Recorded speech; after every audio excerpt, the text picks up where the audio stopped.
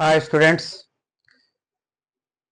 10వ తరగతి విద్యార్థులకి ఎస్ఎస్సి పబ్లిక్ ఎగ్జామినేషన్కి క్వశ్చన్ ఇది 1 మార్క్ క్వశ్చన్.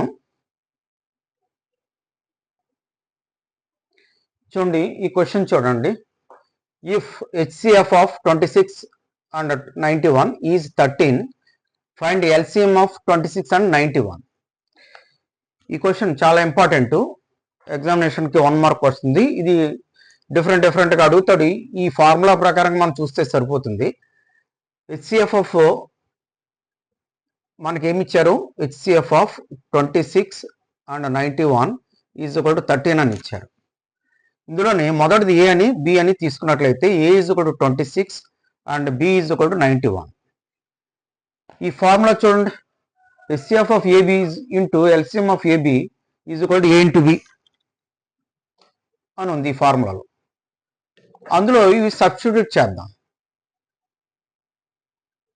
దీని వాల్యూ ఇది 13 ఇంటూ మనకు కావాల్సింది ఎల్సిఎం ఆఫ్ 26 and 91.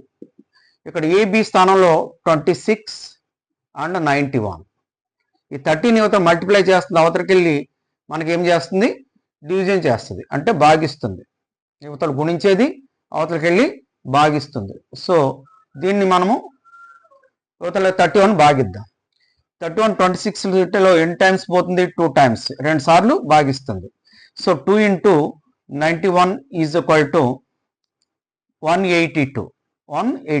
చాలా ఇంపార్టెంట్ ప్రాబ్లము, 1 మార్క్ క్వశ్చన్. చూడండి, బాగా చేయండి. ఈ ఛానల్ని సబ్స్క్రైబ్ చేయండి, ఓకేనా?